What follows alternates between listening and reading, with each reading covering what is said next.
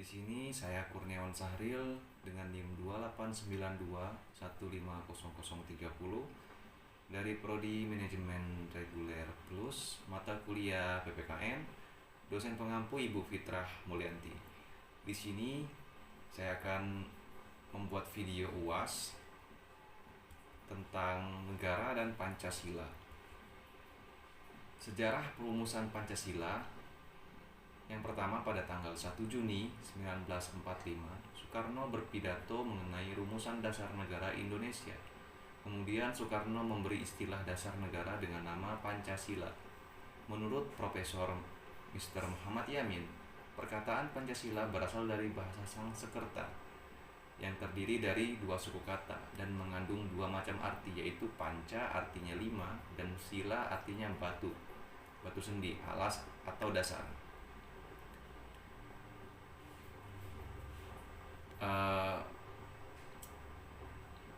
Sedangkan menurut huruf Dewanagari, sila yang artinya peraturan tingkah laku yang penting, baik atau senonoh.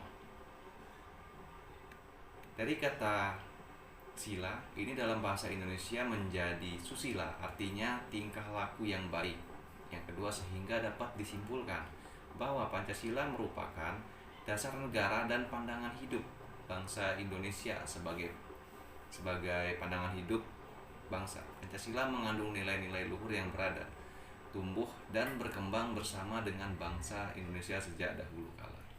Oleh karena keluhuran sifat nilai-nilai Pancasila tersebut, dia merupakan sesuatu yang akan dicapai dalam hidup masyarakat pendukungnya, yaitu masyarakat Indonesia. Dengan begitu, kedudukan nilai-nilai Pancasila merupakan ukuran baik, buruk atau benar salahnya sikap warga negara secara nasional.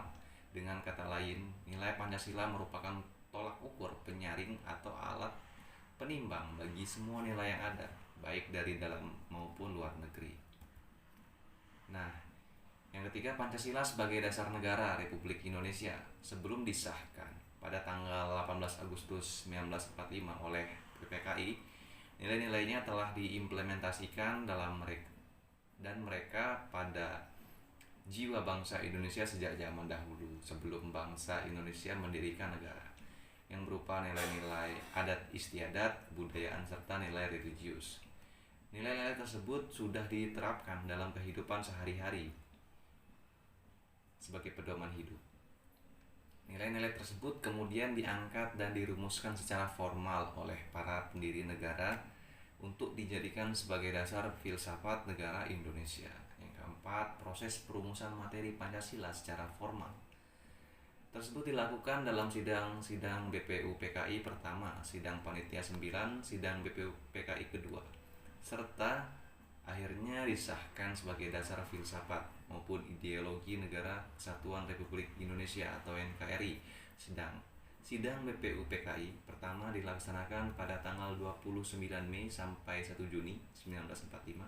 Sedangkan sidang kedua dilaksanakan pada tanggal 10 sampai 16 Juli 1945 pada tahun 1947. Soekarno mempublikasikan bahwa pada tanggal 1 Juni diperingati hari lahirnya Pancasila. Nah, Pancasila sebagai dasar negara. Pentingnya Pancasila sebagai dasar negara. Negara merupakan sesuatu yang hidup, tumbuh mekar dan dapat mati atau lenyap. Maka pengertian dasar negara meliputi arti bahasa atau fundamen, tujuan yang menentukan arah negara, pedoman yang menentukan dan mencapai tujuan negara. Dalam kedudukannya sebagai dasar negara, Pancasila menentukan bahwa negara Indonesia adalah negara yang menjadi pendukung antara Tuhan, manusia, persatuan rakyat, serta adil, yang merupakan penguat dasar negara. Pancasila sebagai negara berarti setiap sendi-sendi kenegaraan pada negara Republik Indonesia harus berlandaskan pada nilai-nilai Pancasila. Artinya, Pancasila harus senantiasa menjadi ruh atau power yang menjiwai kegiatan dalam bentuk negara. Konsep Pancasila sebagai dasar negara dianjurkan oleh Soekarno dalam pidatonya pada hari terakhir sidang pertama BPU PKI tanggal 1 Juni 1945 yang isinya untuk menjadikan Pancasila sebagai dasar negara, falsafah negara atau filosofi Groundslek bagi negara Indonesia merdeka. Usulan tersebut ternyata dapat diterima oleh seluruh anggota sidang. Sejak saat itu, Pancasila sebagai dasar negara yang mempunyai kedudukan sebagai berikut. Yang pertama, sumber dari segala sumber hukum di Indonesia. Yang kedua, meliputi suasana kebatinan dari Undang-Undang Dasar 1945, menciptakan cita-cita hukum bagi hukum dasar negara, menjadi sumber semangat bagi UUD 1945, mengandung norma-norma yang mengharuskan UUD untuk mewajibkan perintah maupun penyelenggara negara yang lain untuk memelihara budi pekerti luhur. Selanjutnya, peranan Pancasila dalam Ketatanegaraan Republik Indonesia. Peranan Pancasila dalam Ketatanegaraan Republik Indonesia ialah yang pertama, Pancasila sebagai pemersatu bangsa, yaitu dengan menyatukan banyak perbedaan-perbedaan yang ada di antara masyarakat.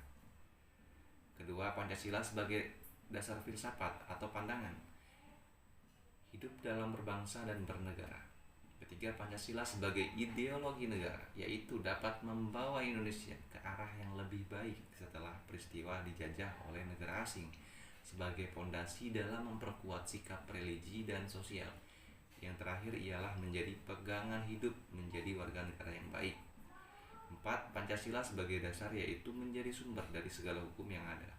5. Pancasila menjadi identitas bangsa Indonesia. Dari pernyataan di atas dapat disimpulkan bahwa sila-sila Pancasila itu tidak statis, akan tetapi dinamis dengan gerakan-gerakannya yang positif dan serasi, karena ketatanegaraan akan selalu berkaitan dengan tata negara.